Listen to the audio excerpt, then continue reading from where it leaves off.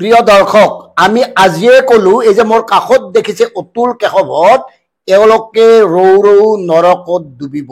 এওঁলোকে এই জন্মতে পাপৰ ফল পাব। এওঁলোকে পাব অসমীয়া জাতিক প্ৰবঞ্চনা প্ৰতাৰণা কৰাৰ চূড়ান্ত ফল।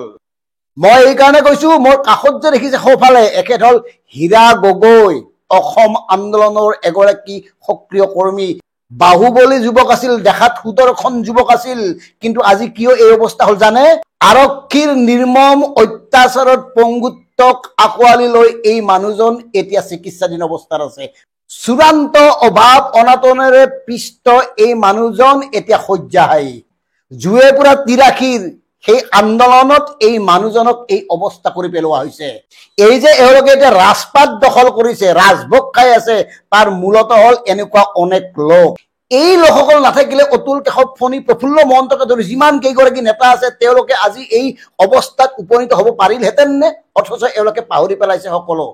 ডিব্ৰুগড় আৰু চৰাইদেউ জিলাৰ নামৰূপ চহৰৰ সমীপৱৰ্তী বৰহাট অঞ্চলৰ ভূঞাঘাট চুতীয়াকাৰী চুবুৰীৰ বাসিন্দা হীৰা গগৈ, বয়স ৬৬। নিম্নাংশই কাম নকৰা হৈ গৈছে। এই বেমাৰটোক কোৱা হয় ভাস্কুলাৰ। আৰক্ষীৰ নিৰ্দয় অমানৱীয় অত্যাচাৰৰ ফল এতিয়াও ভুগি আছে। হীৰা উপহীৰা ক্ৰমান্বয়ে অকামিলা হৈ পৰিছে। ডিব্ৰুগড় চিকিৎসা মহাবিদ্যালয়ত এখেত বৰ্তমান চিকিৎসাধীন।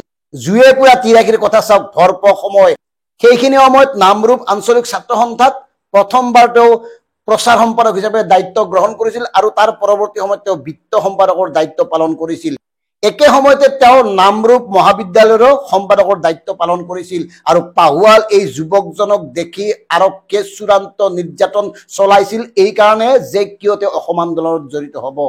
তেওঁ কিয় বিদেশী বিতৰণৰ কাৰণে জয় আই অসম ধ্বনি দি নামৰূপক উত্তাল কৰিব, এয়াই আছিল তেওঁৰ অপৰাধ। আৰু তেওঁক ধৰি নি এফালৰ পৰা এনেকে নিৰ্মম নিৰ্যাতন কৰি অকামিলা কৰি দিয়া হৈছে তেওঁৰ শৰীৰ। ডিব্ৰুগড় কাৰাগাৰত কাৰাবাস কটা হীৰা গগৈৰ অৱস্থাৰ কাৰণে দায়ী কোন? এই কথাটো মই অতুল আৰু কেশৱক সুধিছো। নিজে নদকাটো হৈ গৈছে, চাওক, ৰঙা পৰি গৈছে গাল। অথচ যিসকলে জাতিৰ কাৰণে চূড়ান্ত ত্যাগ কৰিছে, তেওঁলোকৰ খবৰ লোৱা আহৰি নাই এওঁলোকে নাজানে।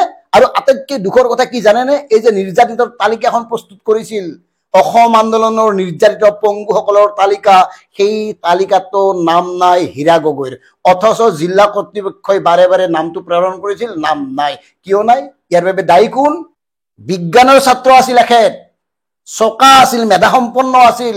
আৰু সেই মেধা, সেই তীক্ষ্ণতা আজি কৰ পৰা কি পালে নিজে চিন্তা কৰক। ল'ৰা ছোৱালী নাই, পত্নীয়ে যিমান পাৰে কৰিছে। একাধিক গুণমুগ্ধ শুভাংশীৰ সহযোগৰ বাবে বৰ্তমান হস্পিতাল পাইছে।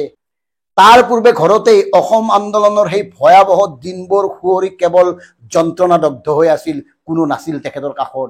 এই মুহূৰ্ততো কোনো বৰমূৰে খবৰ লোৱাৰ আহৰি পোৱা নাই।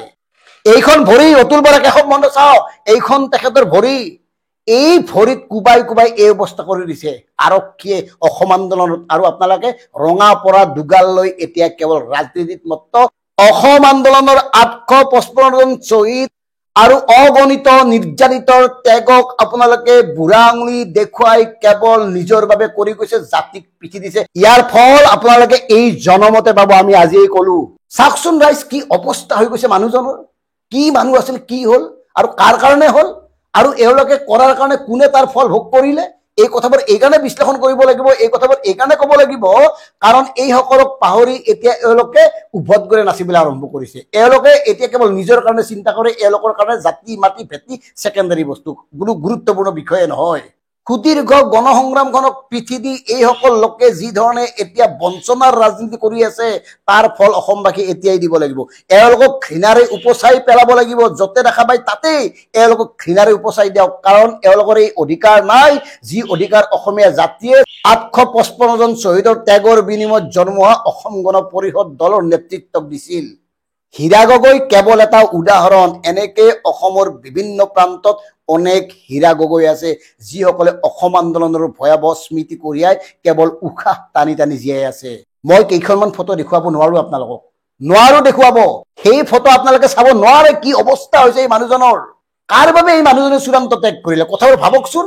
শেষত আমি সদ্য অসম ছাত্ৰ সন্থাৰ নেতৃবৃন্দকক কাতৰে অনুৰোধ জনাব খুজিছো, আপোনালোকৰ প্ৰাক্তন প্ৰবীণ জ্যেষ্ঠ নেতাগৰাকীৰ কাষত থিয় হওক, পাৰে যদি কিবা এটা কৰক। হস্পিটালৰ বিচনাত ছটফটাই থকা এক সময়ৰ সেই সুদৰ্শন বাহুবলী যুৱকজনৰ আজি এই অৱস্থা। এই কাৰণে হৈছে জাতিৰ কাৰণে হৈছে, এই কাৰণে হৈছে নেতৃত্বৰ কথা শুনি তেওঁলোকে জংগী আন্দোলনত জঁপিয়াই পৰিছিল, এই কাৰণে হৈছে তেওঁলোকৰ বুকুত স্বদেশ ফ্ৰেম আছিল। আৰু আজি স্বদেশ ফ্ৰেমৰ নামত জয়াই অসমৰ নামত একাংশই কি কৰিছে প্ৰত্যেকেই দেখিছে, ক'বলগীয়া নাই। গতিকে প্ৰিয় দৰ্শক, আমি কি কৰিব পাৰো? আমি কেৱল ক'ব পাৰো, হীৰা গগৈ আপোনাক চেলুট। আপোনালোকৰ ত্যাগ, আপোনালোকৰ সংগ্ৰাম অসম আন্দোলনৰ ইতিহাসত থাকিব। এয়াই, ইয়াতকে আৰু বেলেগ আশা নকৰিব। কাৰণ এতিয়া বেছিভাগে ঠগ প্ৰবঞ্চক প্ৰতাৰক ধুৰন্ধৰ বদমাছত পৰিণত হৈছে। এওঁলোক জাতিদ্ৰোহী, এওঁলোক দেশদ্ৰোহী, এওঁলোক মানৱতাৰ বিৰোধী কাম কাজ কৰি এতিয়া পিশাচত পৰিণত হৈছে। গতিকে এওঁলোকে এই ফল পাব। শেষত হীৰা গগৈ ডাঙৰীয়াৰ আশু আৰোগ্য কামনা কৰিছো। ধন্যবাদ।